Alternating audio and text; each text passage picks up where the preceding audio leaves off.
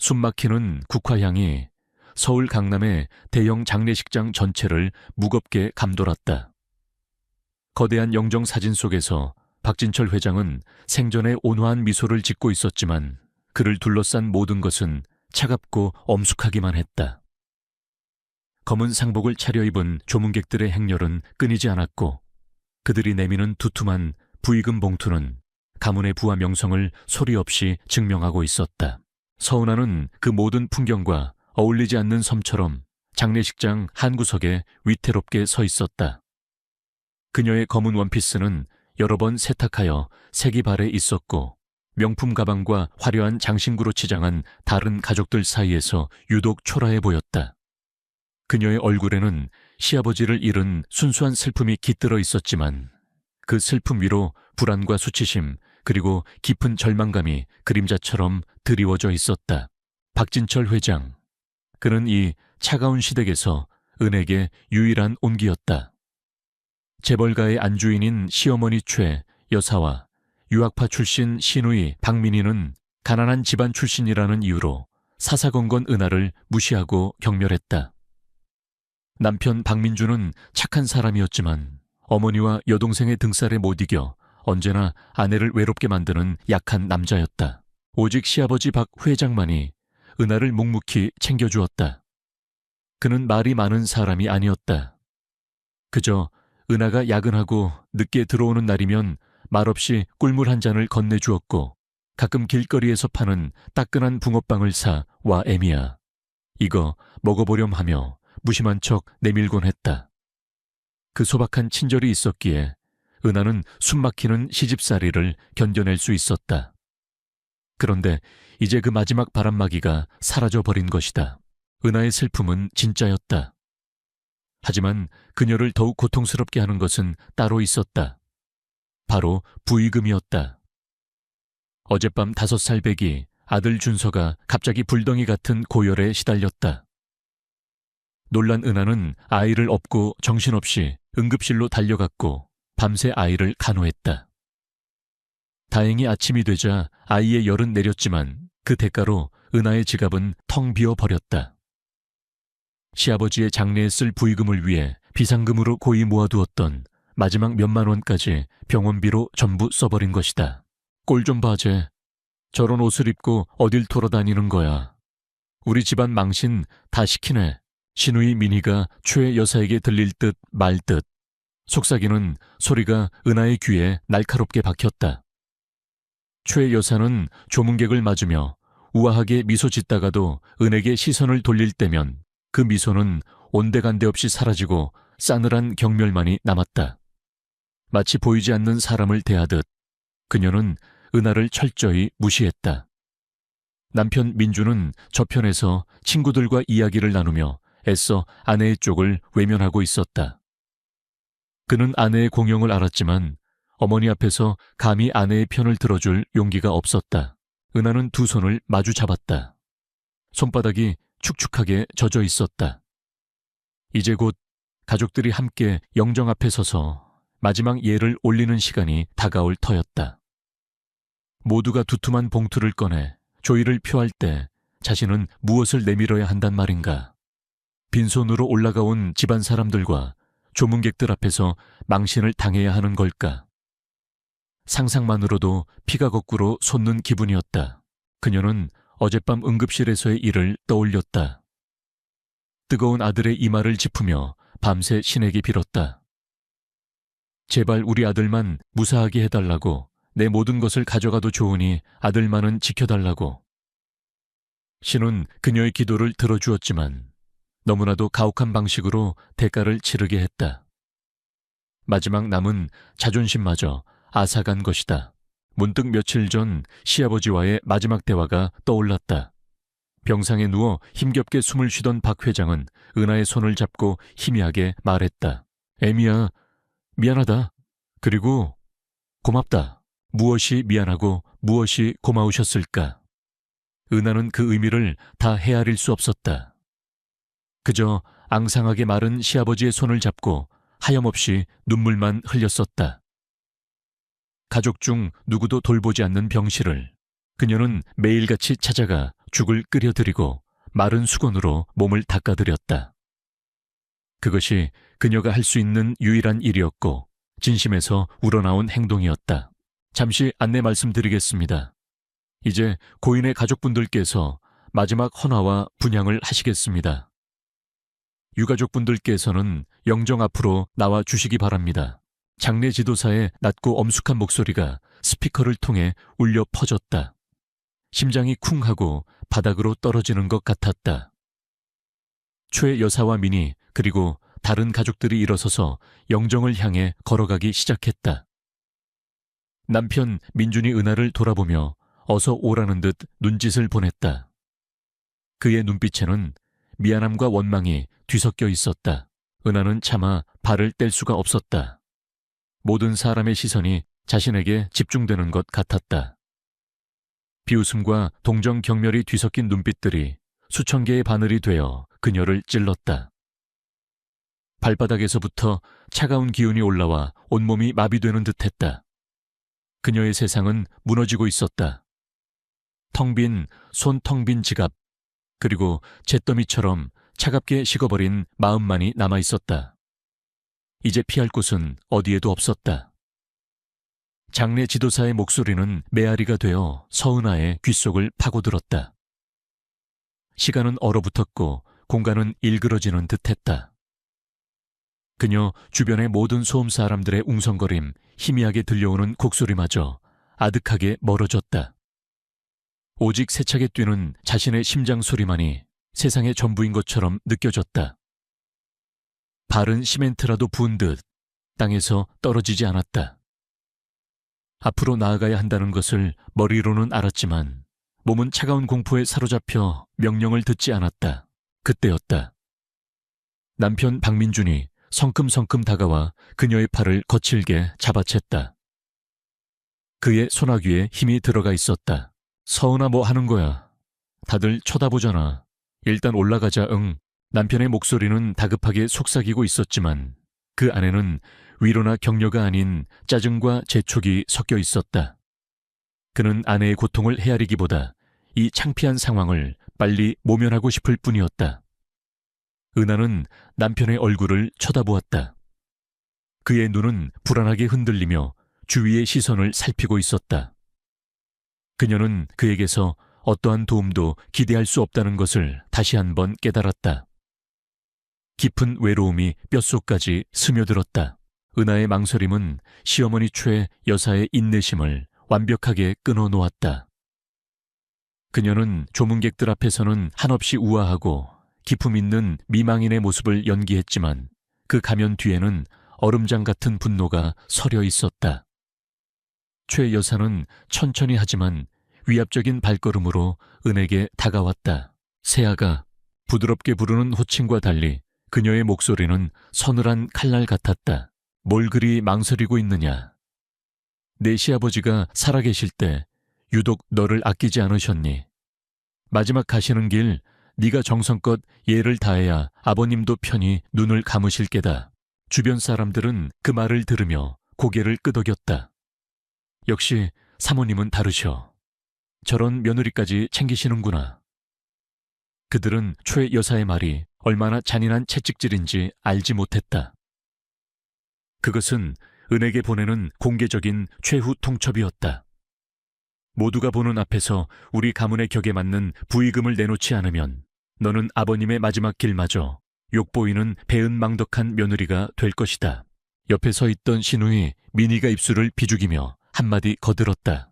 어머니, 형님은 아직 마음의 준비가 안 되셨나 봐요. 저희라도 먼저 하는 게 어때요? 손님들 기다리시는데. 그 말은 은하의 가슴에 비수처럼 꽂혔다. 심장이 조각나는 기분이었다. 이제 정말 도망칠 곳도 숨을 곳도 없었다.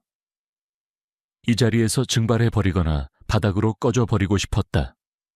눈앞이 캄캄해졌다. 어떻게 해야 하지? 그냥 이대로 주저앉아 버릴까? 아니면 소리라도 지를까? 내겐 돈이 없다고 당신들이 그토록 중시하는 그깟종이 쪼가리가 없어서 아버님께 마지막 인사도 드릴 수 없다고 울부짖을까? 수만 가지 생각이 머릿속을 스쳐 지나갔다. 하지만 그럴 수 없었다. 5살 아들 준서의 얼굴이 떠올랐다. 그리고 병상에서 자신의 손을 잡고 고맙다고 말하던 시아버지의 앙상한 얼굴이 떠올랐다. 그 순간 다른 모든 것이 희미해지며 시아버지의 그 마지막 모습만이 선명하게 각인되었다. 은하는 깨달았다. 자신이 지금 느끼는 이 수치심은 시어머니와 시누이 그리고 이 자리에 모인 사람들의 잣대로 만들어진 허상이라는 것을. 시아버지에 대한 자신의 진심은 결코 돈으로 측정될 수 있는 것이 아니었다. 그들의 기준에 맞춰 자신을 비하할 필요는 없었다. 바로 그 순간 그녀는 아침에 집을 나서기 전의 행동을 떠올렸다. 작은 화분에 힘겹게 피어있던 하얀 국화 한 송이. 왜 그랬는지 모른다.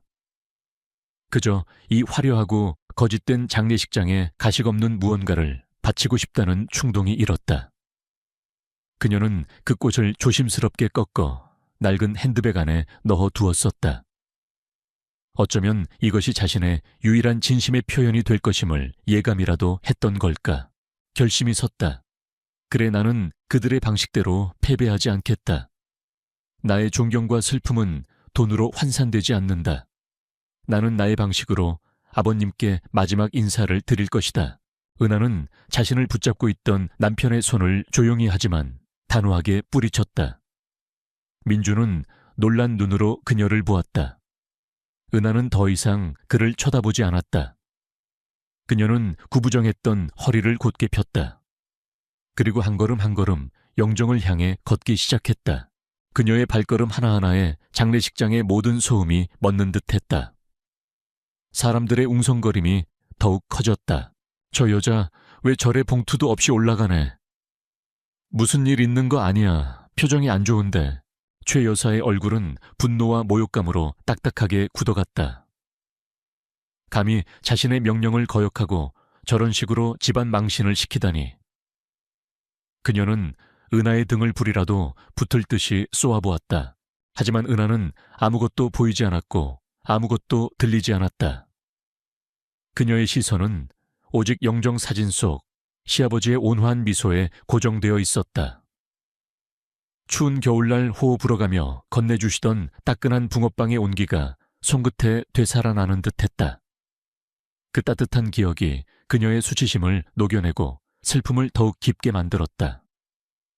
그녀의 걸음은 더 이상 수치의 행진이 아니었다. 그것은 한 인간에 대한 순수한 애도와 존경의 발걸음이었다. 마침내 은하는 제단 앞에 섰다. 옆에는 이미 최 여사와 다른 가족들이 놓아둔 두툼한 부의금 봉투들이 보였다. 은하는 잠시 눈을 감고 숨을 골랐다. 그리고 영정을 향해 허리를 깊이 숙여 마지막 인사를 올렸다. 인사를 마친 그녀는 몸을 일으켜 세웠다.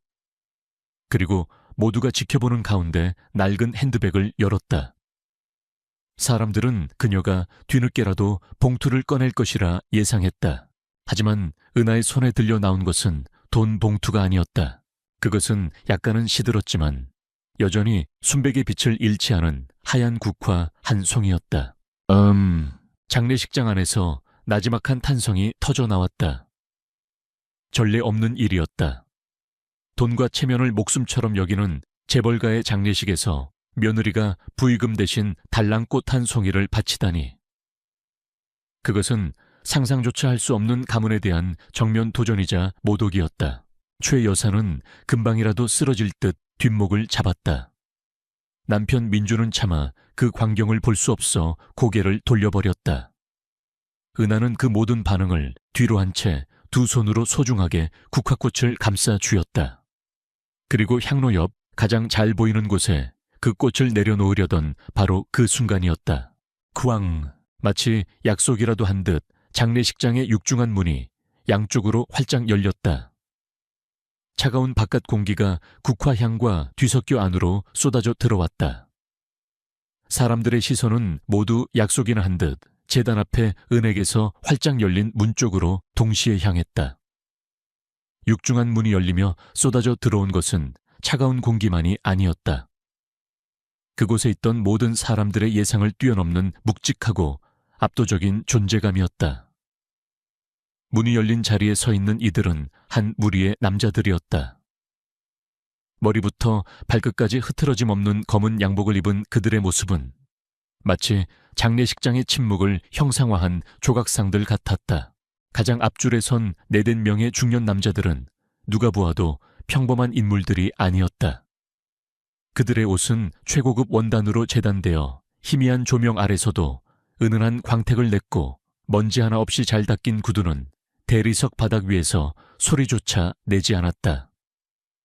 표정 없는 얼굴 감정을 읽을 수 없는 눈빛 속에는 오랜 세월 동안 단련된 듯한 권위와 위엄이 서려 있었다. 그들 뒤로는 비슷한 차림의 젊은 남자들이 10명 넘게 마치 잘 훈련된 군인들처럼 정렬해 있었다. 순간 장례식장의 공기가 바뀌었다.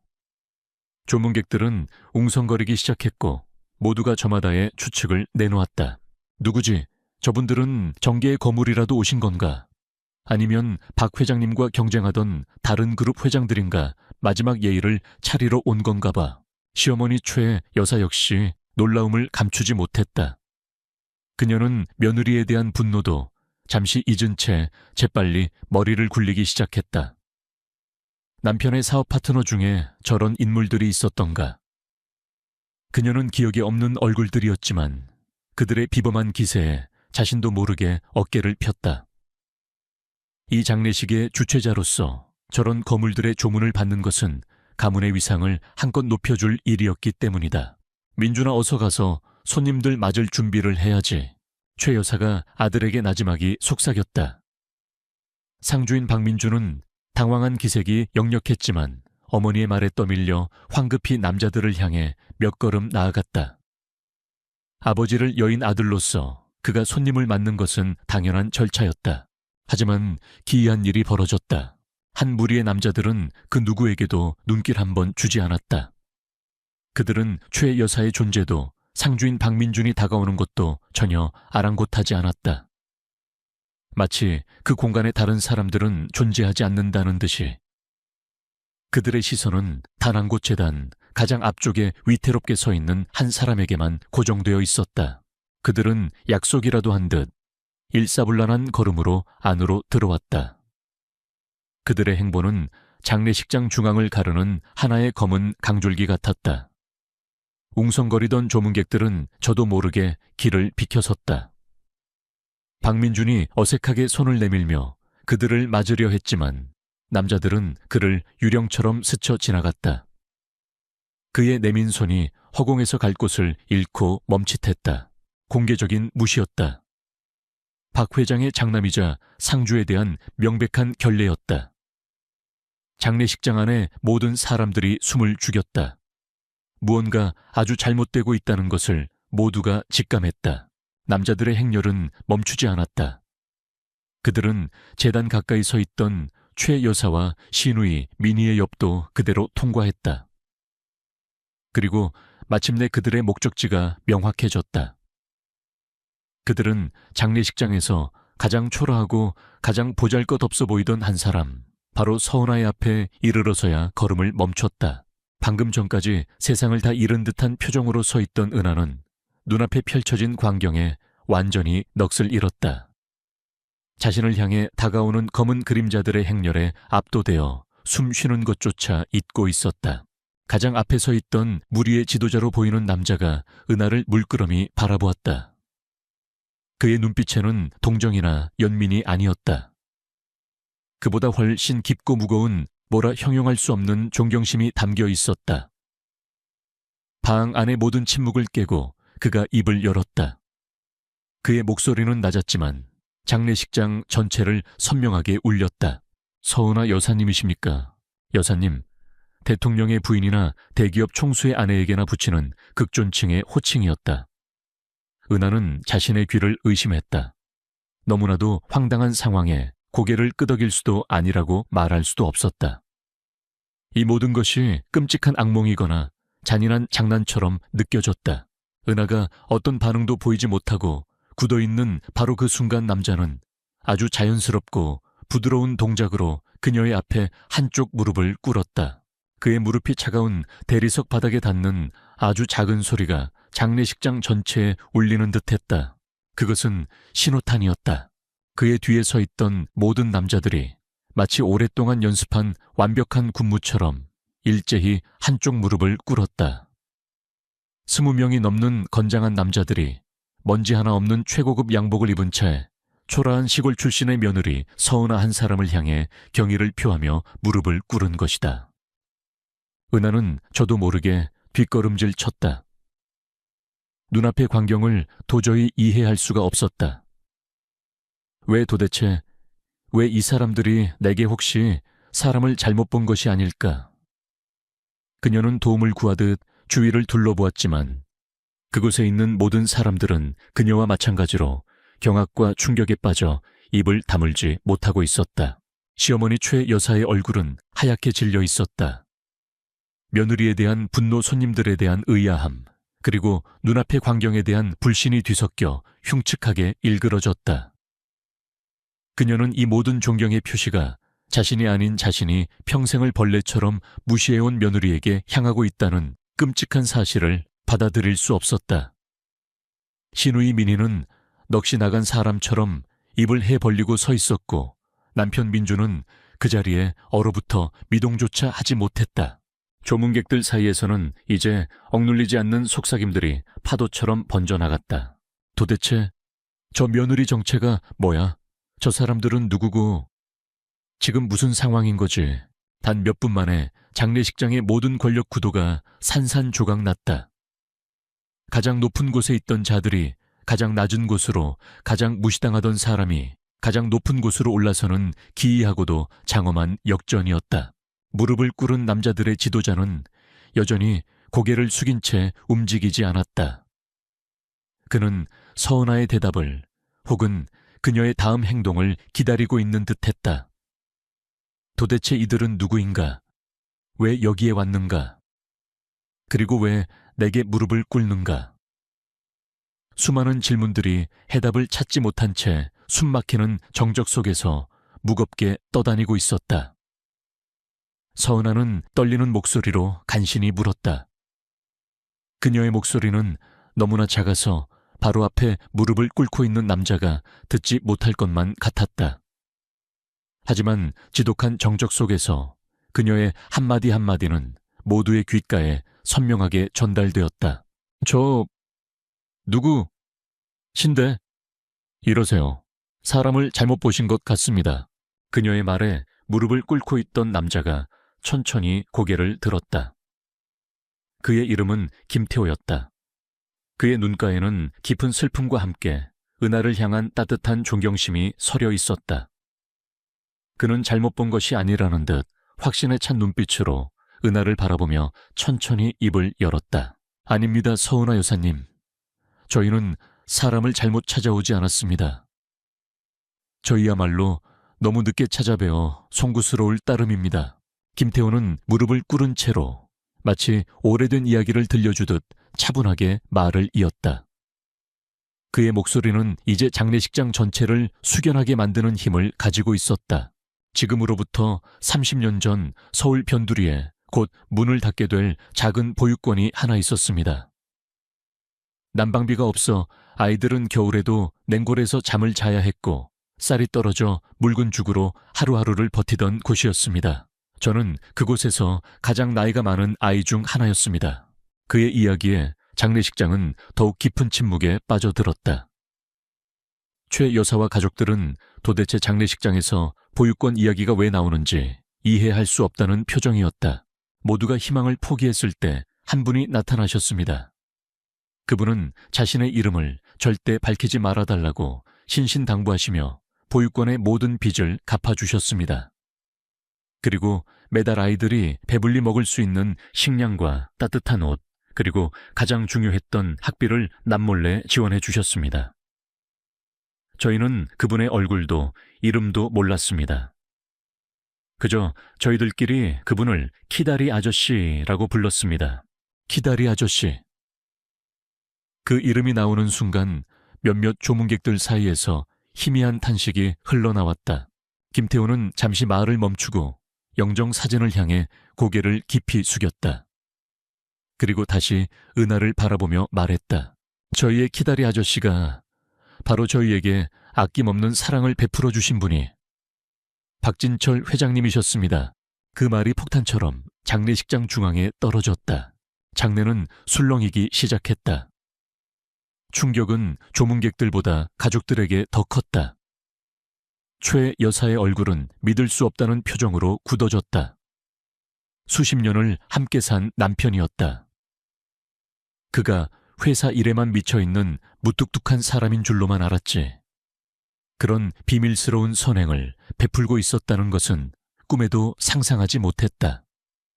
그녀가 명품과 사교 모임에 돈을 쏟아붓는 동안 남편은 보이지 않는 곳에서 사람을 키우고 있었던 것이다. 김태호는 말을 이었다. 그의 목소리에는 벅찬 감정이 실려 있었다. 여기 무릎을 꿇고 있는 이 모두가 바로 그 보육권 출신들입니다. 회장님의 보살핌이 없었다면 저희는 길거리로 나앉거나 평생 가난의 굴레를 벗어나지 못했을 겁니다. 하지만 회장님 덕분에 저희는 공부를 계속할 수 있었고 대학을 졸업하고 사회의 당당한 일원으로 살아갈 수 있게 되었습니다. 그는 뒤에 무릎 꿇은 이들을 손으로 가리켰다. 저기 있는 박성철 변호사, 그리고 지금은 명망 있는 대학병원의 외과 교수가 된 이동규, 그리고 국내 최고의 IT 기업을 일군 최민석 대표까지. 여기 있는 모두가 회장님께서 거두어 주신 자식들입니다. 저희는 회장님의 가장 위대한 유산입니다. 그들의 면면이 밝혀지자 장례식장의 충격은 경외감으로 바뀌기 시작했다. 재산을 물려주는 것이 아닌 사람을 키워낸 한 남자의 인생에 대한 깊은 존경심이었다. 김태호의 시선이 다시 은혜계로 향했다. 그의 눈빛은 이제 한없는 슬픔과 미안함으로 가득 차 있었다. 회장님께서 돌아가시기 몇 주 전 저희 몇몇을 조용히 부르셨습니다. 그것이 마지막 만남이 될 줄은 몰랐습니다. 그날 회장님께서는 저희에게 유언을 남기셨습니다. 김태호는 마치 박진철 회장의 목소리를 대신 전하는 것처럼 또렷하고 힘있는 목소리로 말했다. 그분은 이렇게 말씀하셨습니다. 내 평생의 가장 큰 재산은 회사 주식이나 강남의 빌딩이 아니다. 바로 너희들이다. 너희들이야말로 내 인생이 헛되지 않았다는 증거이자 나의 진정한 유산이다. 그리고 이렇게 덧붙이셨습니다. 하지만 내게는 또 하나의 보물이 있다. 바로 내 며느리 은하다. 그 아이는 차가운 곳에 홀로 피어난 꽃처럼 참으로 마음이 따뜻하고 선한 아이다. 내 가족들조차 외면할 때 그 아이는 진심으로 나를 돌보아 주었다. 은하는 숨을 쉴 수가 없었다. 시아버지가 자신을 그렇게 생각하고 있었다는 것을 처음 알았다. 그녀의 눈에서 뜨거운 눈물이 뺨을 타고 흘러내렸다. 김태호는 그 눈물을 바라보며 비통한 목소리로 유언을 이어갔다. 내가 걱정되는 것은 바로 그 아이다. 내가 세상을 떠나고 나면 그 아이는 그 넓은 집에서 완전히 홀로 남게 될 것이다. 내가 살아있는 동안 그 아이를 제대로 지켜주지 못했다. 그것이 내 평생의 한이다. 그러니 이것이 너희에게 전하는 나의 마지막 부탁이자 유언이다. 혹여 너희가 내게 졌다고 생각하는 마음의 빚을 갚고 싶다면 내 이름이나 내 회사에 갚으려 하지 마라. 대신 내 며느리의 방패가 되어다오. 그 아이의 가족이 되어주고 내 손주와 함께 어떤 어려움도 겪지 않도록 지켜다오. 그것만이 내가 너희에게 바라는 유일한 보답이다. 유언의 내용이 모두 밝혀지자 장례식장은 완전한 침묵에 휩싸였다. 최 여사는 휘청거리며 아들 민준의 팔을 붙잡았다. 그녀의 얼굴에서는 핏기가 완전히 가셨다. 부끄러움, 질투, 그리고 남편에 대한 원망이 뒤섞인 감정이 그녀를 덮쳤다. 남편의 마지막 관심이 자신이 아닌 평생을 구박해온 며느리에게 향해 있었다는 사실이 그녀를 비참하게 만들었다. 남편 박민주는 고개를 들지 못했다. 아버지가 이방인들에게 아내를 지켜달라고 부탁했다는 사실이 그의 심장을 갈기갈기 찢어놓았다. 아내를 지키지 못한 자신의 나약함과 비겁함이 온 세상에 드러난 기분이었다. 그때 김태호가 자리에서 일어섰다. 그가 손짓하자 다른 모든 남자들도 조용히 일어섰다. 김태호는 곁에 있던 동료가 들고 있던 단정하지만 묵직해 보이는 나무 상자를 받아 들었다. 그리고 그것을 두 손으로 공손히 은에게 내밀었다. 회장님께서는 저희가 드리는 마지막 부의금은 받지 않으시겠다 하셨습니다. 평생을 남몰래 도왔으니 마지막 가는 길까지 요란하게 만들고 싶지 않다고 하셨습니다. 대신 저희의 모든 정성을 모아 여사님과 아드님의 미래를 위해 써달라고 부탁하셨습니다. 이것이 아버님께서 여사님께 남기시는 마지막 선물이자 저희 모두의 진심입니다. 김태호가 나무 상자를 열었다. 그 안에는 현금 뭉치가 아닌 여러 개의 통장과 작은 건물의 등기권 리증, 그리고 하얀 봉투에 담긴 편지 한 통이 들어있었다. 그것은 시아버지가 며느리의 새로운 삶을 위해 뿌려둔 선의로 가득 찬 씨앗들이었다. 은하는 눈물로 흐려진 시야 너머로 나무 상자와 그 안에 담긴 것들, 그리고 자신을 바라보는 수많은 따뜻한 눈빛들을 번갈아 보았다. 그리고 마침내 그녀는 영정사진 속 시아버지의 온화한 미소를 올려다 보았다. 이제야 비로소 그가 마지막으로 남겼던 고맙다는 말의 의미를, 그의 깊고 외로운 사랑의 무게를 온몸으로 깨달을 수 있었다. 그의 진정한 유산이 지금 그녀의 눈앞에서 거대하고도 따뜻한 빛을 발하고 있었다. 시간이 멈춘 듯한 공간 속에서 모든 이의 시선은 오직 한 사람 서은에게로 향했다. 그녀의 손짓 하나, 숨결 하나가 장례식장의 공기를 결정하는 듯했다. 사람들은 그녀가 어떻게 행동할지 숨죽여 지켜보았다. 과연 그녀는 자신을 멸시했던 시댁 식구들 앞에서 그 상자를 들고 보란 듯이 돌아설 것인가?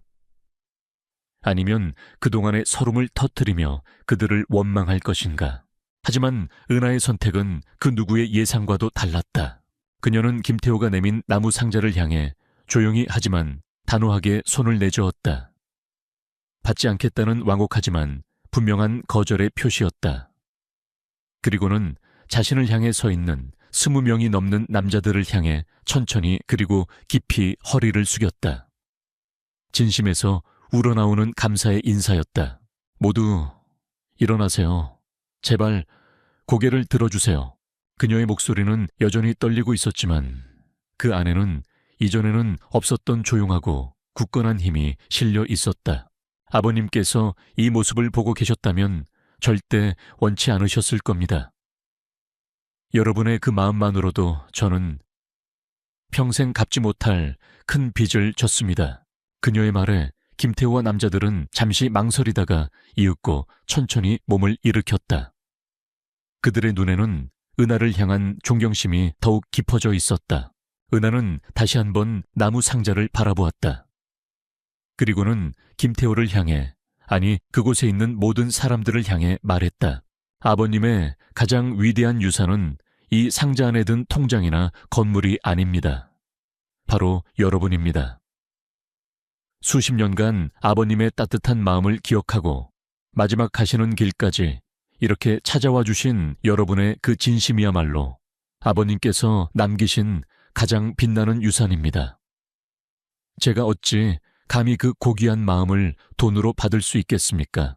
그녀의 말은 조용한 파문이 되어 사람들의 가슴에 스며들었다.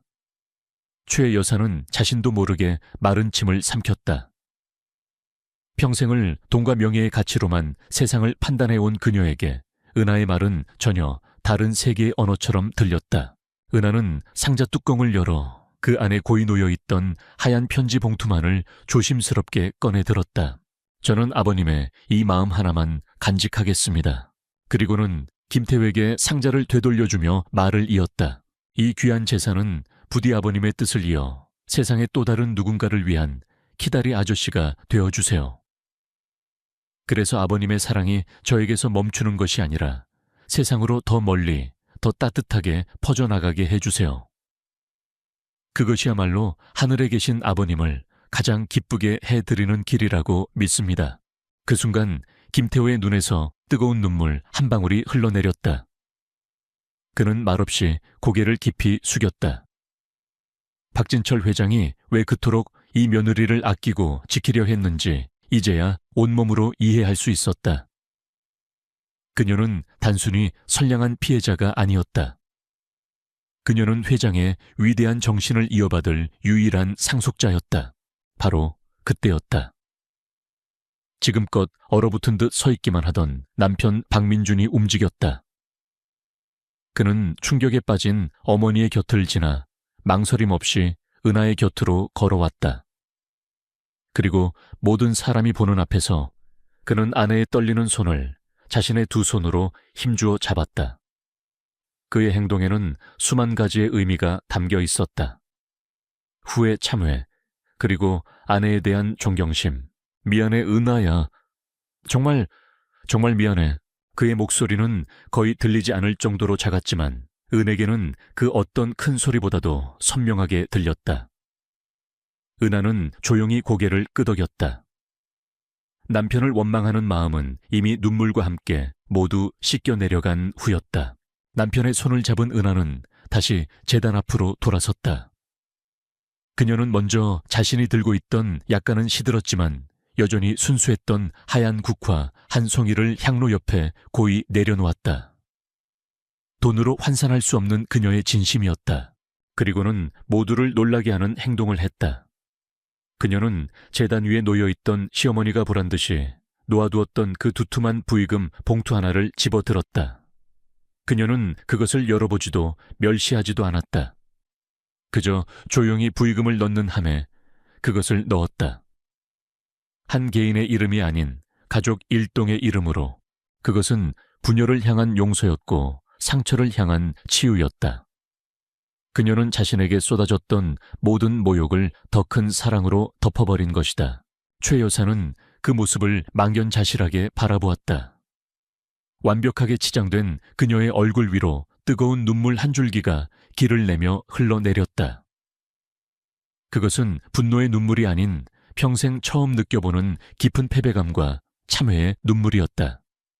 자신이 쌓아 올린 부와 명예의 성이 저 가난한 며느리의 진심 하나에 이토록 허무하게 무너져 내릴 줄이야.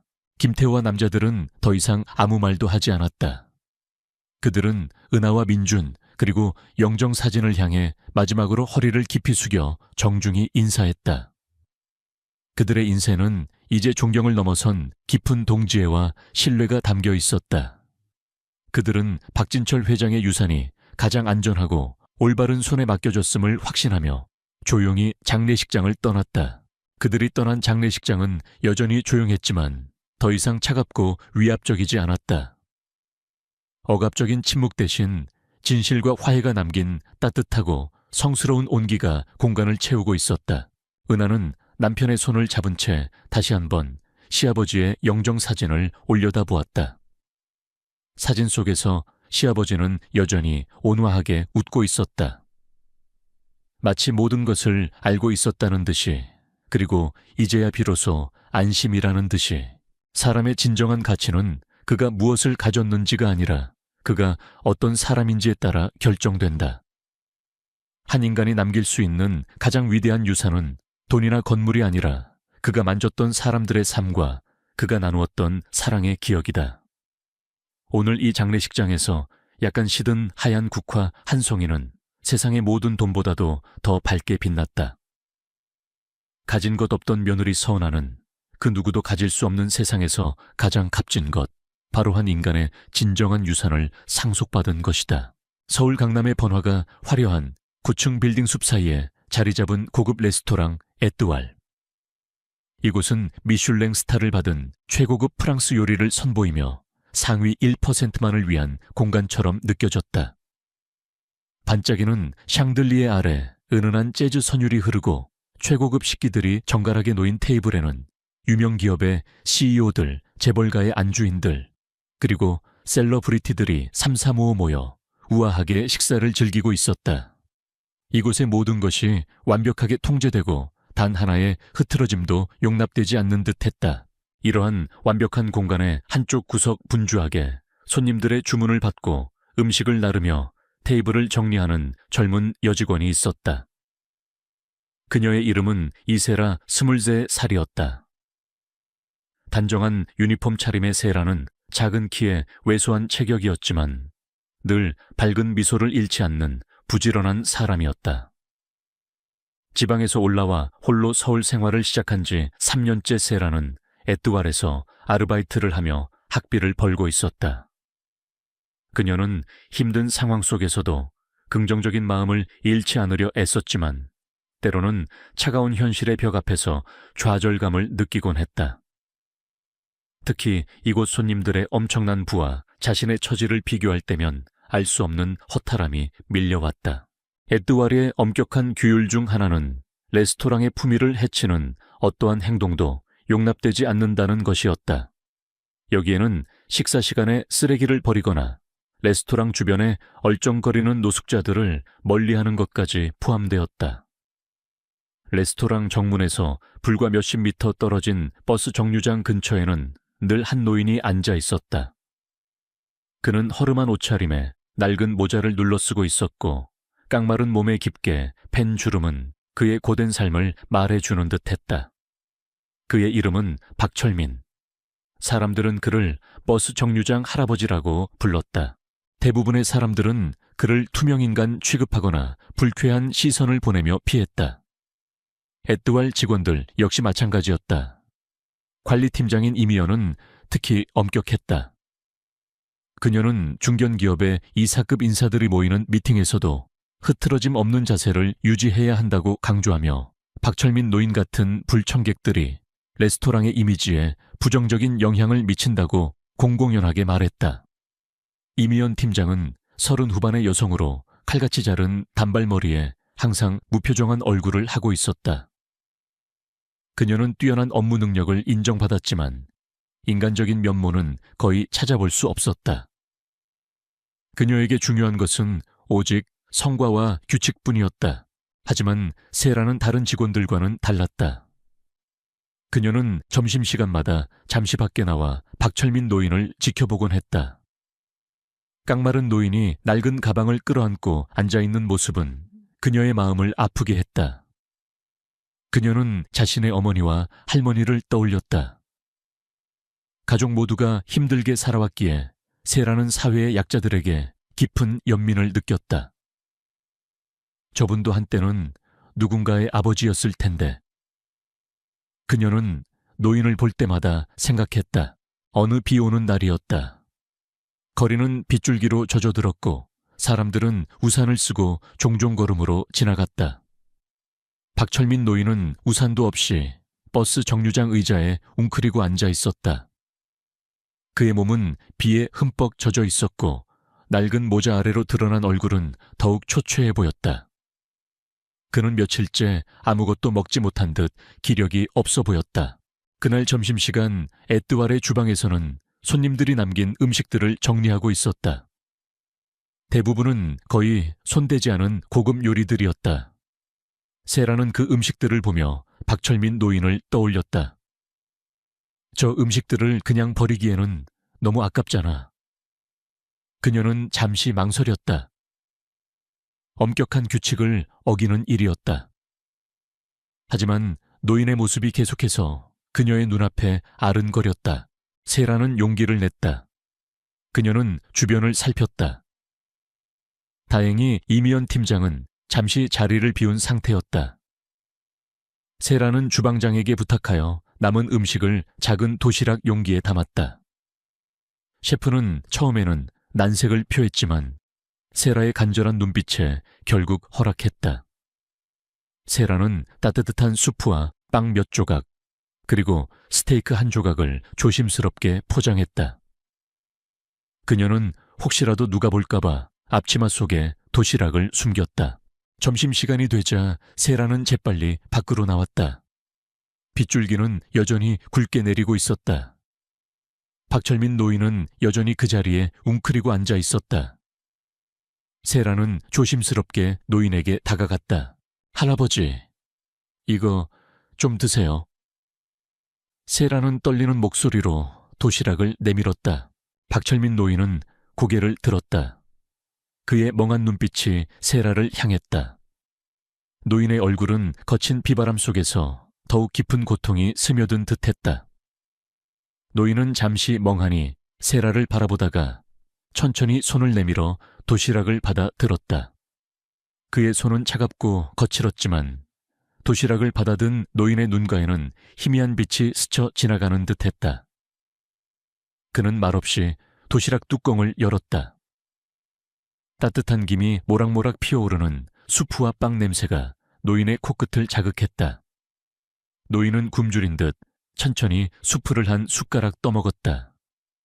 그의 얼굴에 희미한 안도감이 스쳐 지나가는 것을 본 세라는 알 수 없는 따뜻함을 느꼈다. 천천히 드세요, 할아버지. 세라는 노인에게 작은 우산을 건네주려 했지만 노인은 고개를 저었다. 고맙네, 아가씨. 박철민 노인은 작게 쉰 목소리로 중얼거렸다. 그의 눈빛은 빗물에 젖어 있었지만 그 속에서 깊은 감사의 마음이 느껴졌다. 세라는 노인이 음식을 먹는 모습을 잠시 지켜보다가 다시 레스토랑으로 돌아가려 했다. 그때였다. 찰칵 소리와 함께 플래시가 터졌다. 세라는 깜짝 놀라 뒤를 돌아보았다. 레스토랑의 큰 창문 너머로 누군가 휴대전화로 사진을 찍는 모습이 보였다. 그의 얼굴은 어둠 속에서 잘 보이지 않았지만 그의 시선은 분명 세라를 향하고 있었다. 세라는 등골이 오싹해지는 것을 느꼈다. 그녀는 황급히 레스토랑 안으로 들어섰다. 그녀의 심장은 불안감으로 격렬하게 뛰었다.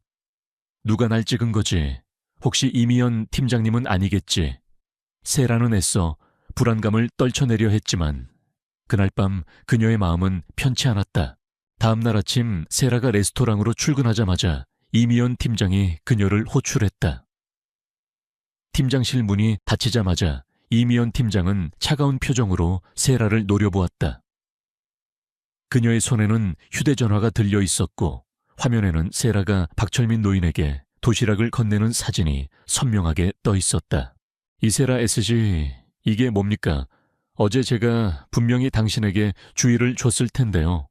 이미연 팀장의 목소리는 차갑게 가라앉아 있었다. 세라는 충격으로 말을 잇지 못했다. 팀장님, 그분은 너무 배고파 보이셔서. 배고파 보였다고요? 그래서 레스토랑의 명예를 실추시켰습니까? 당신의 행동은 에뚜아르의 품위를 심각하게 훼손했습니다. 손님들이 저런 더러운 노인에게 음식을 주는 직원을 보면 어떤 생각을 하겠습니까? 손님들에게 불쾌감을 주고 위생에도 문제가 될 수 있습니다. 당신은 에뚜아르의 규율을 정면으로 위반했습니다. 이미연 팀장은 언성을 높였다. 그녀의 얼굴은 분노로 시뻘겋게 달아올랐다. 세라는 눈물을 글썽였다. 하지만 저는 그저 변명하지 마십시오. 당신 같은 직원은 우리 레스토랑에 필요 없습니다. 오늘부로 당신은 해고입니다. 당장 짐 싸서 나가세요. 이미연 팀장은 냉정하게 말했다. 그녀의 말은 칼날처럼 세라의 심장을 꿰뚫었다. 세라는 아무 말도 할 수 없었다. 그녀는 자신이 옳다고 믿었던 행동이 결국 해고라는 끔찍한 결과로 돌아왔다는 사실에 망견자실했다. 그녀는 눈물을 닦을 틈도 없이 팀장실을 나와 자신의 사물함으로 향했다. 다른 직원들은 그녀를 안쓰럽게 바라보았지만 아무도 감히 말을 건네지 못했다. 세라는 텅 빈 사물함에서 개인 물품들을 챙겼다. 그녀는 앞치마를 벗어 아무렇게나 던져두었다. 내가 뭘 그렇게 잘못한 거지? 그녀는 혼잣말을 중얼거렸다. 그녀의 눈에서는 뜨거운 눈물이 하염없이 흘러내렸다. 레스토랑 문을 나서자 여전히 비가 내리고 있었다. 그녀는 우산도 없이 비를 맞으며 터덜터덜 걸어갔다. 그녀의 눈에 박철민 노인이 앉아있던 버스 정류장이 들어왔다. 노인은 그곳에 없었다. 세라는 알 수 없는 쓸쓸함에 잠겼다. 그녀의 작은 선의가 이렇게 큰 비극으로 돌아오리라고는 상상조차 하지 못했다. 세상은 그녀가 생각했던 것보다 훨씬 더 차갑고 냉혹한 곳이었다. 빗속을 뚫고 걷는 세라의 발걸음은 청은망은 무거웠다. 에뚜알 레스토랑의 화려한 외관은 마치 그녀의 순수한 선의를 비웃는 듯했다. 해고 통보의 충격은 그녀의 온몸을 마비시켰고 차가운 빗물보다 더 차가운 현실이 그녀의 심장을 얼어붙게 했다. 그녀는 자신이 옳다고 믿었던 행동이 이토록 가혹한 결과로 돌아오리라고는 상상조차 하지 못했다. 정말 내가 잘못한 걸까? 노인에게 따뜻한 밥 한 끼 준 것이 그렇게 큰 잘못이었을까? 그녀는 자꾸만 스스로에게 되물었다. 세라는 비틀거리며 작은 원룸으로 향했다. 낡은 원룸은 불 꺼진 채 그녀의 쓸쓸함을 더욱 부각시켰다. 그녀는 축축한 옷을 갈아입지도 않은 채 침대에 털썩 주저앉았다. 눈물이 멈추지 않았다. 그녀의 눈앞에는 이미연 팀장의 차가운 얼굴과 그녀에게 모욕적인 말을 퍼붓던 손님들의 비웃음 섞인 시선이 자꾸만 아른거렸다. 더럽다는 그들의 말은 칼날처럼 그녀의 마음을 난도질했다. 그녀는 울다가 지쳐 잠이 들었다. 꿈속에서 그녀는 다시 에뚜알 레스토랑에 서 있었다. 화려한 샹들리에 아래 수많은 사람들이 그녀를 향해 손가락질하며 더러워 더러워 라고 외치고 있었다.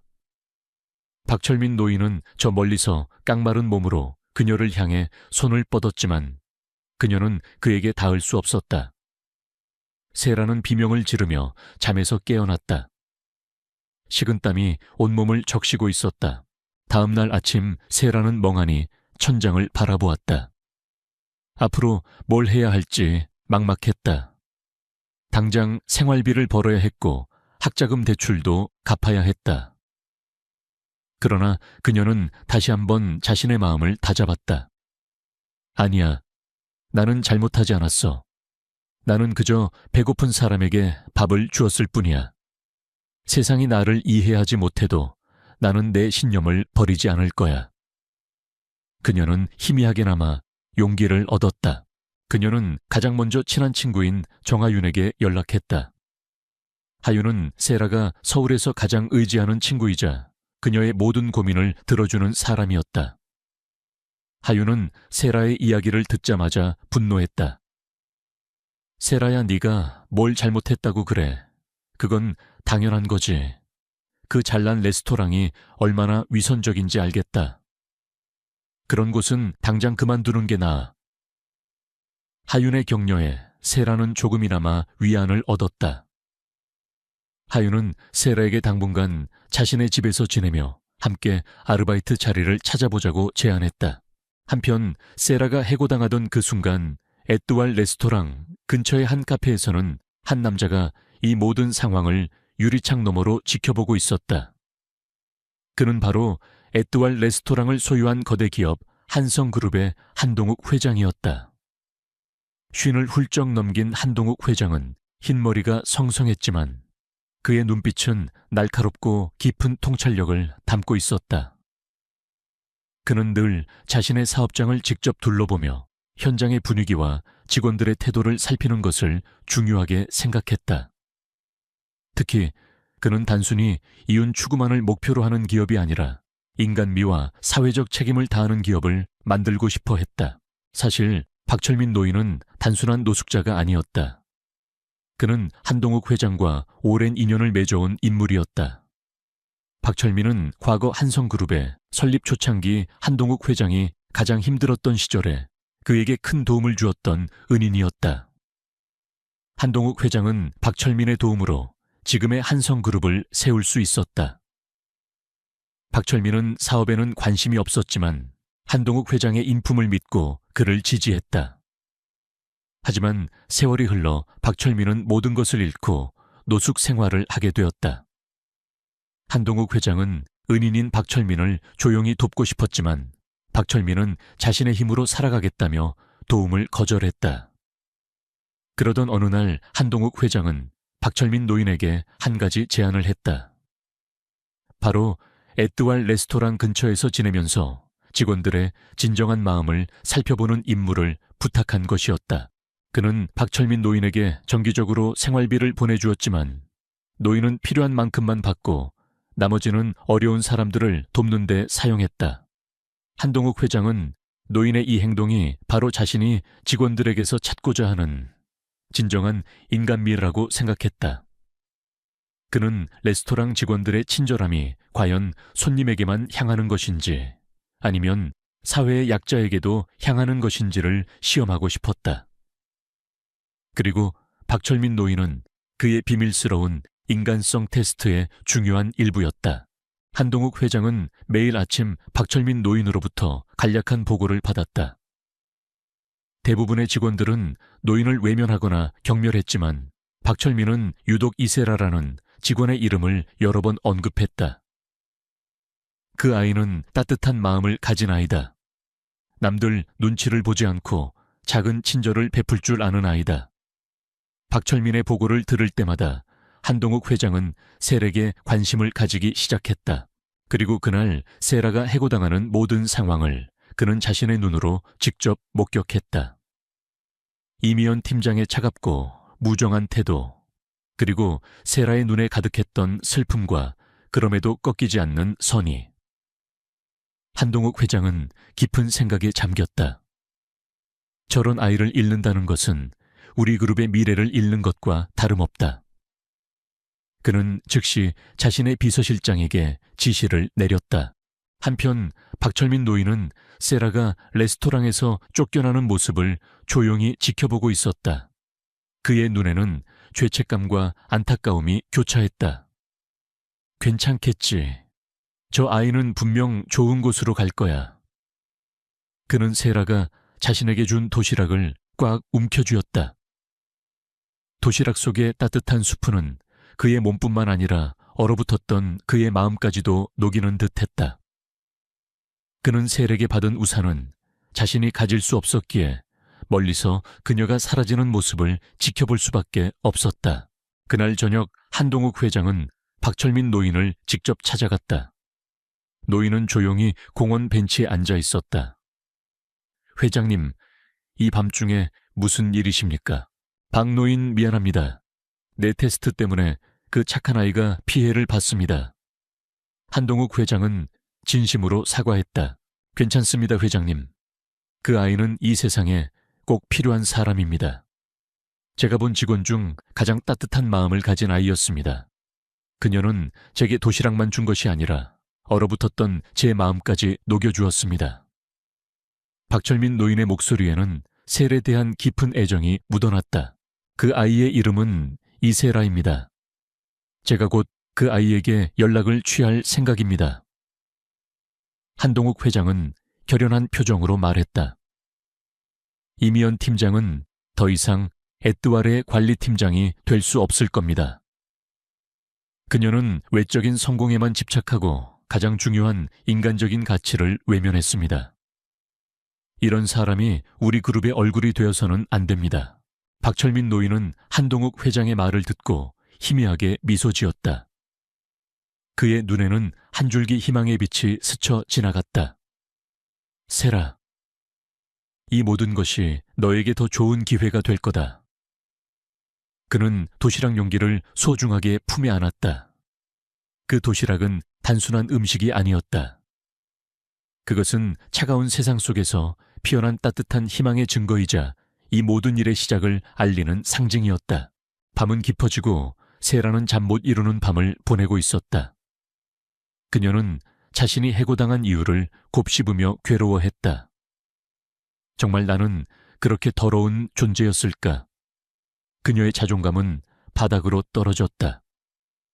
그러나 그녀의 마음 한구석에는 여전히 박철민 노인에게 밥을 준 자신의 행동이 옳았다는 굳건한 믿음이 자리 잡고 있었다. 그녀는 알지 못했다. 그녀의 작은 선의가 이미 거대한 파장을 일으켰으며 다음 날 아침 그녀의 인생을 송두리째 바꿀 전화 한 통이 걸려 올 것이라는 것을. 그녀의 앞날은 절망이 아닌 새로운 기회와 희망으로 가득 차 있었다. 해고 통보를 받은 날 밤 이세라는 잠 못 이루고 뒤척였다. 그녀의 작은 원룸 창밖으로는 서울의 불빛이 휘황찬란하게 빛나고 있었지만 그 빛은 세라의 마음속 어둠을 밝혀주지 못했다. 에뚜알에서 쫓겨났다는 사실은 그녀에게 단순한 직업 상실 이상의 의미였다. 그것은 그녀의 선의가 철저하게 외면당하고 오히려 비난의 대상이 되었다는 쓰라린 현실을 깨닫게 했다. 내가 정말 잘못한 걸까? 내가 너무 순진했던 걸까? 스스로를 수없이 자책했지만 박철민 노인에게 따뜻한 밥을 건네던 순간의 온기는 그녀의 마음속에 여전히 선명하게 남아있었다. 세라는 침대에서 일어나 노트북을 켰다. 구인 사이트에는 수많은 채용 공고가 올라와 있었지만 어디에도 그녀를 위한 자리는 없는 듯했다. 에뚜알에서 해고당한 이유를 설명해야 할 때면 그녀는 또다시 더럽다는 비난을 받을까봐 두려웠다. 그녀는 한숨을 쉬며 노트북을 닫았다. 미래가 암담하게만 느껴졌다. 그녀는 가장 친한 친구 정하윤과의 통화를 다시금 떠올렸다. 하윤은 따뜻한 위로와 함께 네가 틀린 게 아니야, 세라야. 세상이 잠깐 미쳐버린 것뿐이야.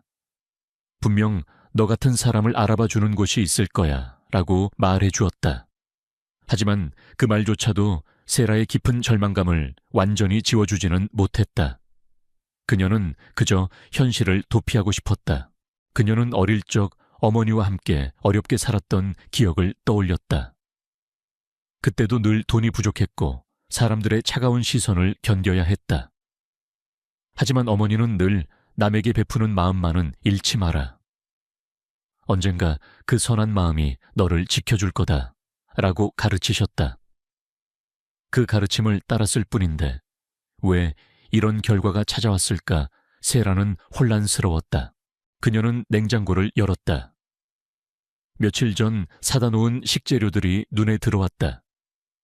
배는 고팠지만 아무것도 먹고 싶지 않았다. 그녀는 식탁에 앉아 멍하니 창밖을 바라보았다. 밤은 깊어졌고 그녀의 고뇌도 깊어졌다. 같은 시각 서울 외곽의 한적한 공원 벤치에 박철민 노인이 앉아 있었다. 그의 낡은 코트 주머니에는 세라가 주었던 도시락 용기가 소중하게 들어 있었다. 그는 도시락 용기를 매만지며 희미하게 미소 지었다. 그의 눈가에는 깊은 주름이 패여 있었지만 그 속에는 따뜻함과 함께 결의가 서려 있었다. 그의 옆에는 거대한 한성그룹의 수장 한동욱 회장이 조용히 앉아 있었다.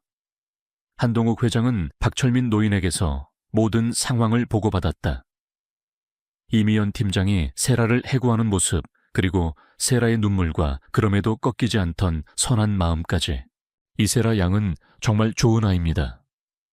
제가 많은 사람들을 만나봤지만 그렇게 순수하고 따뜻한 마음을 가진 직원은 처음입니다. 그녀는 제가 찾던 바로 그 인재입니다. 박철민 노인의 목소리에는 확신이 가득했다. 한동욱 회장은 고개를 끄덕였다. 네, 박 노인 말씀이 맞습니다. 저 역시 제 눈으로 직접 확인했습니다. 이미연 팀장은 당장 해고해야 할 겁니다. 그녀는 우리 그룹의 가치를 이해하지 못하고 있습니다. 그 아이가 상처받지 않았으면 좋겠습니다. 그녀는 분명 자신이 뭘 잘못했는지 자책하고 있을 겁니다. 박철민 노인이 걱정스러운 듯 말했다. 걱정 마십시오. 제가 모든 것을 바로잡을 겁니다. 한동욱 회장은 결연한 표정으로 답했다. 사실 이 모든 것이 제가 오래전부터 계획했던 숨겨진 테스트였습니다. 저는 단순히 이윤만을 추구하는 기업이 아니라 사람을 존중하고 사회적 책임을 다하는 기업을 만들고 싶었습니다. 그래서 저의 직원들이 진정으로 어떤 마음을 가지고 있는지 시험하고 싶었습니다.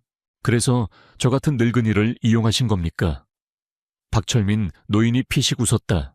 이용기라니요, 박노인.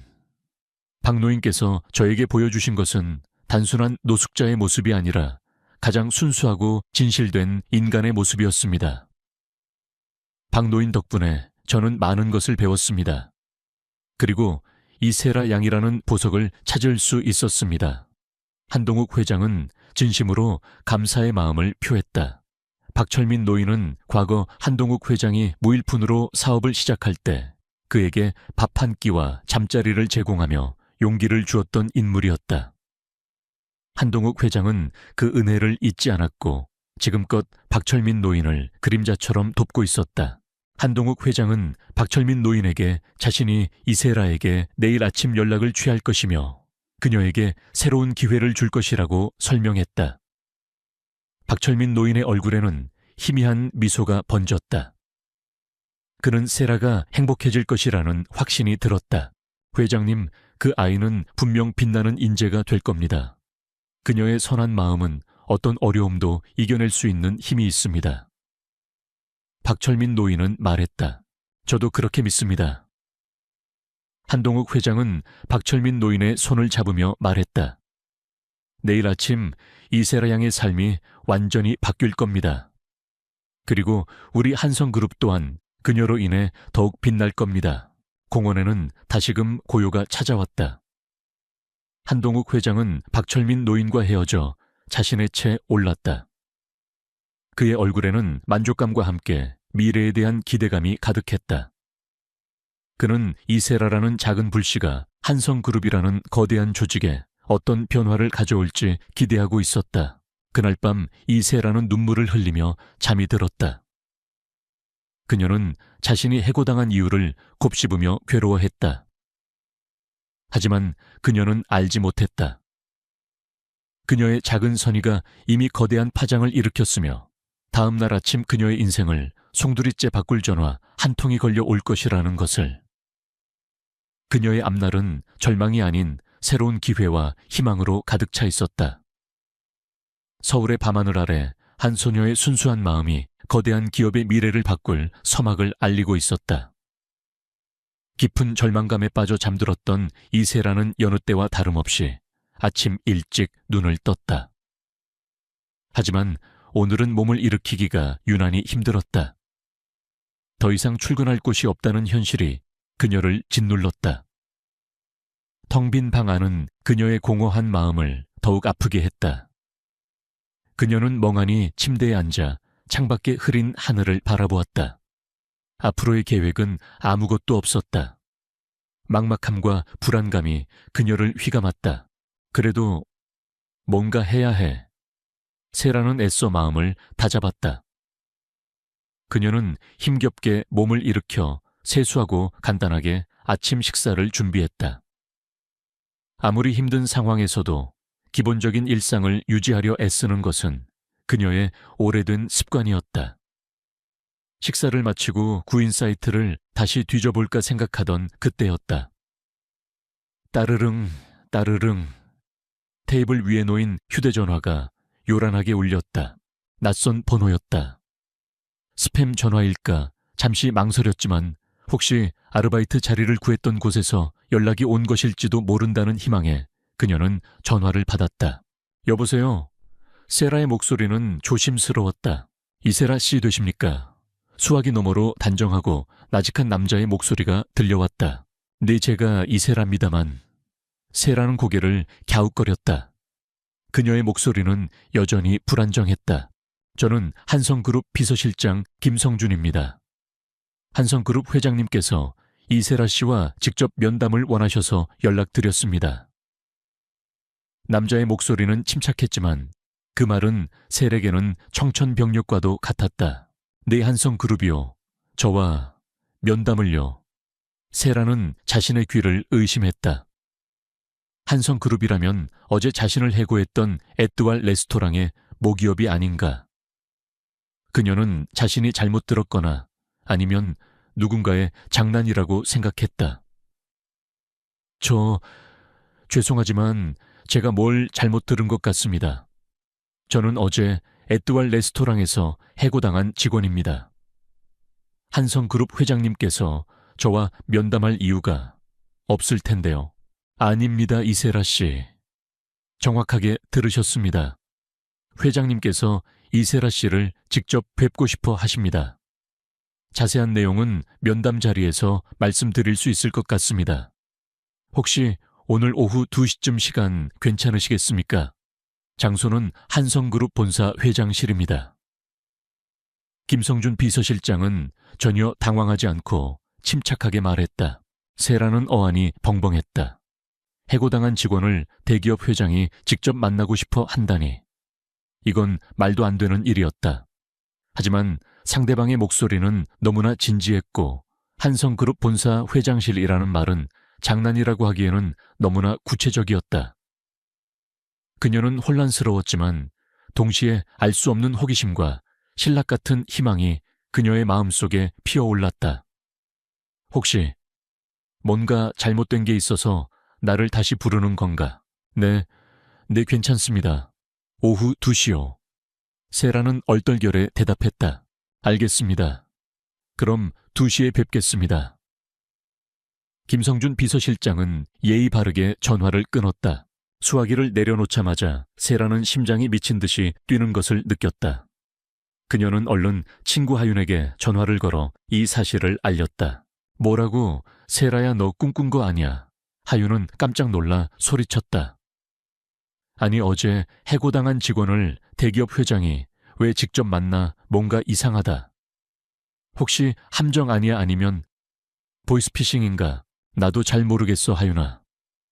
근데 비서실장이라고 했고 본사 회장실이라고 하니까 진짜 같기도 하고 너무 혼란스러워. 세라는 떨리는 목소리로 말했다. 일단 가봐. 뭐라도 알 수 있을 거 아니야. 설마 회장님이 너한테 복수라도 하겠어. 너한테 해코지할 리는 없을 거야. 하윤은 세라에게 용기를 주었다. 대신 조심하고 무슨 일 생기면 바로 전화해. 하윤의 말에 세라는 조금이나마 용기를 얻었다. 그녀는 거울 앞에 섰다. 멍하니 자신의 얼굴을 바라보았다. 초췌한 얼굴, 헝클어진 머리. 이 모습으로 회장님을 뵈러 갈 수는 없지. 그녀는 급히 옷장을 뒤져 가장 단정해 보이는 옷을 꺼내 입었다.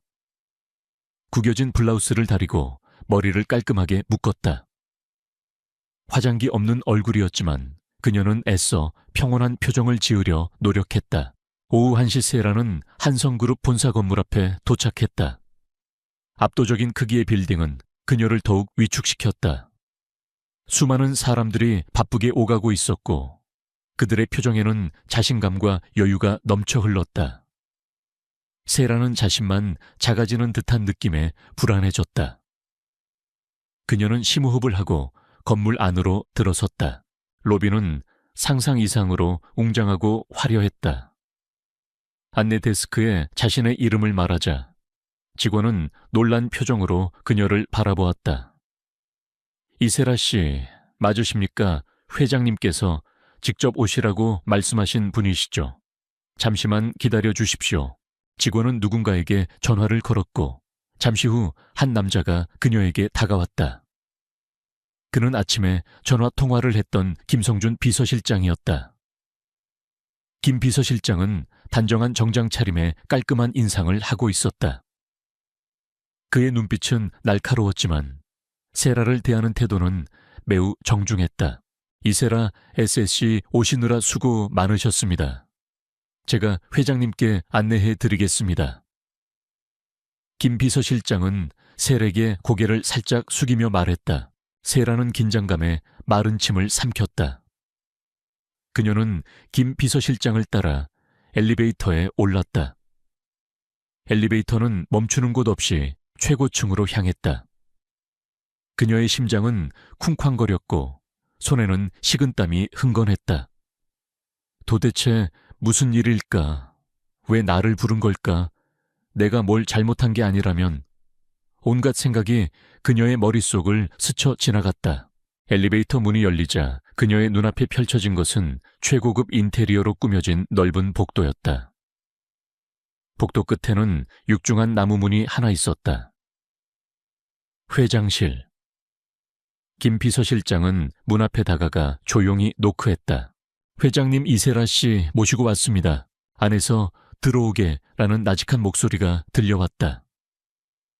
김 비서실장은 문을 열고 세라에게 먼저 들어가라고 손짓했다. 세라는 망설이다가 조심스럽게 회장실 안으로 들어섰다. 회장실은 그녀가 상상했던 것보다 훨씬 넓고 고급스러웠다. 한쪽 벽면은 통유리로 되어 있어 서울 시내가 한눈에 내려다 보였다. 방 중앙에는 거대한 원목 탁자와 가죽 의자들이 놓여 있었고 그 뒤편에는 중후한 분위기의 책상이 있었다. 그리고 그 책상 뒤에 앉아있는 한 남자. 그는 바로 어제 에뚜알 레스토랑 근처 카페에서 그녀가 박철민 노인에게 도시락을 건네는 모습을 지켜보던 그 남자였다. 한성그룹의 한동욱 회장. 그는 세라를 보자마자 자리에서 일어나 희미하게 미소 지었다. 그의 눈빛은 날카로웠지만 동시에 따뜻한 온기가 느껴졌다. 이세라 양 어서 와 앉게. 자네를 기다리고 있었네. 한동욱 회장의 목소리는 예상보다 훨씬 부드럽고 인자했다. 세라는 어색하게 의자에 앉았다. 그녀는 여전히 혼란스러웠다. 도대체 이 모든 상황이 무슨 의미일까? 그녀는 한동욱 회장의 다음 말을 기다렸다. 그녀는 알지 못했다. 이 자리에서 그녀의 삶이 완전히 새로운 방향으로 바뀔 것이라는 것을. 한성그룹 회장실의 웅장함 속에서 이세라는 긴장감에 마른 침을 삼켰다. 한동욱 회장은 따뜻한 미소를 지으며 그녀를 맞이했지만 세라는 여전히 이 모든 상황이 꿈만 같았다. 그녀는 의자에 앉아 한동욱 회장의 다음 말을 기다렸다. 이세라 양 어제 에뚜알 레스토랑에서 있었던 일 제가 다 들었습니다. 아니, 직접 목격했습니다. 한동욱 회장의 목소리는 나직했지만 그의 말은 세라에게 충격으로 다가왔다. 세라는 깜짝 놀라 고개를 들었다. 네, 직접 목격하셨다고요? 네. 저는 종종 제 사업장을 직접 둘러보며 현장의 분위기를 살피곤 합니다. 어제는 마침 에뚜알 근처 카페에 있었고 이세라 양이 박철민 노인에게 도시락을 건네는 모습을 보았습니다. 그리고 그 후에 이미연 팀장이 이세라 양을 해고하는 모습까지도요.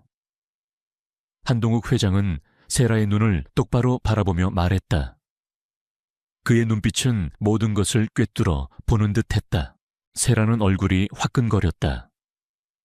그녀의 선의가 모두에게 알려진 것 같아 부끄러웠지만 동시에 그녀의 행동을 이해해주는 사람이 있다는 사실에 알 수 없는 안도감이 밀려왔다.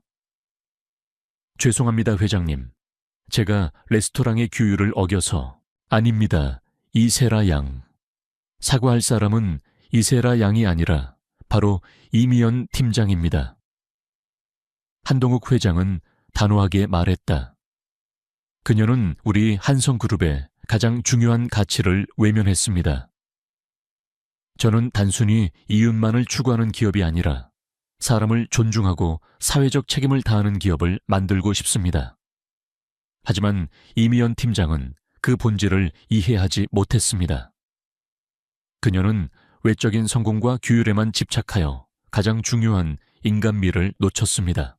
세라는 회장님의 말에 놀라움을 금치 못했다. 그녀는 자신이 옳다고 믿었던 행동이 이렇게 인정받을 수 있다는 사실에 감격했다. 사실 이 모든 것이 제가 오래전부터 계획했던 숨겨진 테스트였습니다. 한동욱 회장은 미소를 지으며 말을 이어갔다. 저는 직원들이 진정으로 어떤 마음을 가지고 있는지 시험하고 싶었습니다. 그래서 박철민 노인에게 에뚜알 레스토랑 근처에서 지내면서 직원들의 태도를 살펴보는 임무를 부탁했습니다. 세라는 다시 한번 충격에 휩싸였다. 네, 박철민 할아버지가. 테스트였다고요. 네. 박철민 노인은 단순한 노숙자가 아닙니다. 그는 제가 가장 힘들었던 시절 무일푼으로 사업을 시작할 때 저에게 밥 한 끼와 잠자리를 제공하며 용기를 주었던 저의 은인입니다. 그분의 도움 없이는 지금의 한성그룹도 없었을 겁니다. 한동욱 회장은 박철민 노인에 대한 깊은 존경심을 표했다.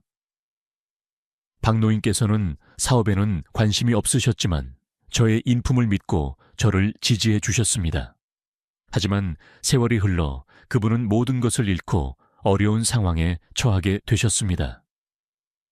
저는 그 은혜를 갚고 싶었지만 박 노인께서는 자신의 힘으로 살아가겠다며 도움을 거절하셨습니다. 그래서 저는 그분께 제안을 했습니다. 저의 눈이 되어 달라고요. 한동욱 회장은 설명을 이어갔다. 박 노인께서는 매일 아침 저에게 간략한 보고를 해주셨습니다. 대부분의 직원들은 노인을 외면하거나 경멸했지만 박 노인께서는 유독 이세라 양의 이름을 여러 번 언급하셨습니다. 그 아이는 따뜻한 마음을 가진 아이다. 남들 눈치를 보지 않고 작은 친절을 베풀 줄 아는 아이다. 박 노인의 보고를 들을 때마다 저는 이세라 양에게 관심을 가지기 시작했습니다. 그리고 어제 이세라 양의 행동을 직접 보고 확신했습니다. 이세라 양은 제가 찾던 바로 그 인재라는 것을요. 새라는 눈물을 글썽겼다. 그녀는 자신의 작은 선의가 이렇게 거대한 의미를 가지고 있었다는 사실에 감격했다. 그녀는 박철민 노인의 따뜻한 눈빛과 그가 자신에게 건넸던 고맙네, 아가씨라는 작은 속삭임을 떠올렸다. 그 모든 것이 단순한 우연이 아니었다. 이세라 양, 저는 이세라 양을 우리 한성그룹의 일원으로 맞이하고 싶습니다. 한동욱 회장은 진지한 표정으로 말했다. 이세라 양은 단순히 업무 능력만을 가진 직원이 아닙니다. 이세라 양은 사람의 마음을 움직이는 따뜻함과 인간미를 가지고 있습니다. 이것은 어떤 뛰어난 능력보다도 소중한 가치입니다. 저는 이세라 양의 그런 가치를 높이 평가합니다. 세라는 숨을 들이켰다. 그녀의 심장은 격렬하게 뛰었다. 그래서 저는 이세라 양에게 한성그룹의 마케팅 본부 팀장 자리를 제안합니다. 한동욱 회장의 말에 세라는 자신의 귀를 의심했다. 팀장이라니. 어제 해고당한 아르바이트생에게 대기업의 팀장 자리를 제안하다니. 이건 꿈이 분명했다. 네 팀장이요. 저는 그런 경험도 없고. 세라는 당황해서 말을 더듬었다. 한동욱 회장은 부드럽게 미소 지었다. 경험은 중요하지 않습니다. 경험은 쌓을 수 있습니다. 하지만 마음은 가르칠 수 없습니다. 이세라 양은 이미 그 마음을 가지고 있습니다. 저는 이세라 양의 따뜻한 마음이 우리 그룹의 마케팅에 새로운 바람을 불어넣을 것이라고 믿습니다. 고객의 마음을 진정으로 이해하고 사회적 가치를 담아내는 마케팅은 오직 이세라 양과 같은 사람이 해낼 수 있습니다. 그는 말을 이어갔다. 이미연 팀장은 자신의 자리에서 해고될 것입니다. 그녀는 우리 그룹의 가치를 이해하지 못했으니까요. 이세라 양, 저는 이세라 양이 우리 그룹의 새로운 얼굴이 되어주기를 바랍니다. 이세라 양의 따뜻한 마음이 우리 그룹을 더욱 빛나게 할 것입니다. 세라는 감격에 겨워 아무 말도 할 수 없었다. 그녀의 눈에서는 뜨거운 눈물이 흘러내렸다. 해고의 아픔, 절망감, 그리고 이제는 찾아온 기적 같은 기회. 이 모든 것이 마치 꿈만 같았다. 그녀는 고개를 숙여 눈물을 닦았다. 회장님, 감사합니다. 정말 감사합니다. 세라는 흐느끼며 말했다. 감사할 필요 없습니다. 이세라 양. 이세라 양은 충분히 그럴 자격이 있습니다. 이세라 양의 작은 선의가 결국 이세라 양의 인생을 바꾼 겁니다. 그리고 앞으로 이세라 양은 더 많은 사람들에게 선한 영향력을 끼칠 수 있을 겁니다. 한동욱 회장의 목소리에는 확신과 믿음이 가득했다. 세라는 고개를 들었다. 그녀의 눈빛은 더 이상 절망감에 젖어 있지 않았다. 그곳에는 새로운 희망과 함께 주어진 기회를 반드시 잡겠다는 강한 의지가 빛나고 있었다. 그녀는 알지 못했다. 박철민 노인에게 건넨 따뜻한 도시락 한 끼가 그녀의 인생을 송두리째 바꿀 운명의 찻상이 될 줄은. 그리고 이 자리에서 그녀는 단순한 직책을 얻은 것이 아니라 자신의 가치를 인정받고 세상을 향해 선한 영향력을 펼칠 수 있는 거대한 날개를 얻게 된 것이었다. 투옙 보이, 충타전젠, 추옹추어이, 충추아 차우추엔총, 휴익 누추어이 추아 하이퐁. 제6장. 희망의 미소 한성그룹 회장실 문을 나서는 이세라의 발걸음은 더 이상 불안하거나 위축되지 않았다. 그녀의 얼굴에는 감격과 함께 새로운 시작에 대한 기대감으로 가득 찬 미소가 떠올랐다. 어제까지만 해도 해고 통보에 절망했던 그녀의 인생은 한동욱 회장과의 운명적인 만남으로 완전히 뒤바뀌었다. 그녀는 단순한 에뚜알 레스토랑의 아르바이트생이 아닌 한성그룹 마케팅 본부의 팀장이 되었다. 김성준 비서실장은 세라를 마케팅 본부로 안내했다. 직원들은 새로운 팀장의 등장에 호기심 어린 시선을 보냈다. 그들 중 누구도 이 단정하고 수수한 여성이 불과 하루 전 한 고급 레스토랑에서 더럽다는 이유로 쫓겨난 아르바이트생이었다는 사실을 알지 못했다. 세라는 직원들의 시선을 느끼며 잠시 긴장했지만 그녀는 곧 마음을 다잡았다. 그녀는 이제 새로운 시작을 해야 했다. 팀장실은 넓고 깔끔했다. 창밖으로는 서울 시내가 한눈에 내려다 보였다. 세라는 자신의 책상에 앉아 잠시 생각에 잠겼다. 이 모든 것이 꿈은 아닐까? 그녀는 손을 뻗어 책상을 만져보았다. 차가운 감촉이 현실임을 일깨워 주었다. 그녀는 이 기회를 통해 자신의 선한 마음이 얼마나 큰 힘을 발휘할 수 있는지 세상에 보여주고 싶었다. 한동욱 회장은 즉시 이미연 팀장에 대한 인사조치를 단행했다. 그녀는 에뚜알 레스토랑 관리팀장 자리에서 해임되었고 그룹 내 한직으로 좌천되었다. 이미연은 자신의 갑작스러운 좌천에 대해 반발했지만 한동욱 회장은 단호했다. 당신은 우리 그룹의 가장 중요한 가치를 망각했습니다. 인간적인 가치와 사회적 책임 없이 이윤만을 추구하는 기업은 결국 도태될 겁니다. 이세라 팀장에게서 배우세요. 이미연은 세라의 이름이 언급되자 얼굴이 굳어졌다. 그녀는 자신이 더럽다고 내쫓았던 아르바이트생이 자신의 자리를 대신하고 있다는 사실에 치욕감을 느꼈다. 세라는 마케팅 팀장으로서 새로운 업무에 뛰어들었다. 처음에는 모든 것이 서툴고 어려웠지만 그녀는 배우려는 열정으로 가득했다. 팀원들은 처음에는 젊고 경력 없는 그녀를 의아하게 여겼지만 세라의 성실함과 사람을 대하는 따뜻한 태도에 점차 마음을 열었다. 그녀는 기존의 딱딱하고 이윤 중심의 마케팅 방식에서 벗어나 인간의 감성에 호소하고 사회적 메시지를 담은 마케팅 전략을 제안했다. 그녀의 첫 번째 프로젝트는 에뚜알 레스토랑의 이미지 쇄신이었다. 세라는 에뚜알의 최고급 이미지는 유지하되 사회적 약자를 위한 따뜻한 나눔 프로젝트를 기획했다.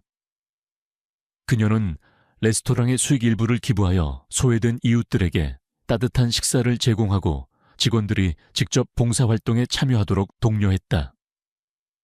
이 프로젝트는 처음에는 내부적인 반발도 있었지만 한동욱 회장의 전폭적인 지지 아래 성공적으로 추진되었다. 특히 세라는 박철민 노인과의 인연을 잊지 않았다. 그녀는 박철민 노인에게 지속적으로 연락을 취하며 그의 건강을 살폈고 그가 원하지 않는다는 이유로 물질적인 도움 대신 그의 이야기에 귀 기울여 주었다. 박철민 노인은 세라의 변화를 흐뭇하게 지켜보았고 그의 눈빛에는 늘 따뜻한 미소가 떠나지 않았다. 그는 세라에게 아가씨는 결국 세상을 따뜻하게 만드는 사람이 될 겁니다 라고 말해 주었다. 세라의 새로운 마케팅 전략은 대중에게 큰 반향을 일으켰다. 에뚜알 레스토랑은 단순히 비싸고 고급스러운 곳이 아니라 따뜻한 마음을 가진 기업이라는 이미지를 얻게 되었다. 손님들은 이제 레스토랑을 방문하며 기부에도 동참했고 직원들 역시 자신의 업무에 자부심을 느끼기 시작했다. 매출은 더욱 상승했고 한성그룹의 기업 이미지는 전례 없이 좋아졌다. 이세라는 이제 더 이상 과거의 아픔에 갇혀 있지 않았다. 그녀는 자신의 경험을 바탕으로 진정한 가치는 겉모습이 아닌 내면에 있다는 것을 보여주었다. 그녀는 사회적 약자에 대한 편견을 깨고 모든 생명체가 존중받아야 한다는 메시지를 행동으로 실천했다. 그녀의 이야기는 수많은 사람들에게 감동을 주었고 많은 기업들이 그녀의 사례를 통해 인간 중심의 경영 철학을 다시 한번 되새기게 되었다. 어느 날 세라는 바쁜 업무를 마치고 퇴근하는 길에 에뚜알 레스토랑 앞을 지나갔다. 여전히 화려한 불빛이 빛나고 있었지만 그녀의 눈에는 과거의 차가움 대신 따뜻한 온기가 느껴졌다. 그녀는 버스 정류장 벤치를 바라보았다. 박철민 노인은 그곳에 없었다. 대신 작고 따뜻한 노란색 벤치가 놓여 있었다. 그 벤치에는 작은 명판이 새겨져 있었다. 따뜻한 마음을 가진 모든 이들을 위하여. 이 자리에 앉아 잠시 쉬어가세요. 세라는 희미하게 미소 지었다. 그것은 그녀의 제안으로 설치된 벤치였다. 그녀의 작은 선의가 결국 이 사회에 따뜻한 변화의 물결을 가져온 것이었다. 그녀는 이제 자신의 삶이 단순히 돈을 벌고 생존하는 것을 넘어 세상에 선한 영향력을 끼치는 것임을 깨달았다. 그녀의 이야기는 많은 이들에게 희망을 주었고 보이지 않는 곳에서 빛나는 작은 선의가 결국 거대한 변화를 일으킬 수 있다는 것을 증명했다. 세라는 하늘을 올려다보았다. 밤하늘에는 수많은 별들이 반짝이고 있었다. 그녀는 그 별들 속에서 박철민 노인의 따뜻한 미소를 떠올렸다. 그리고 그녀는 알고 있었다. 누군가의 더럽다는 편견이 결코 따뜻한 마음을 가릴 수 없다는 것을. 그녀는 희망의 미소를 지으며 앞으로 나아갔다. 그녀의 새로운 삶은 이제 막 시작되었다.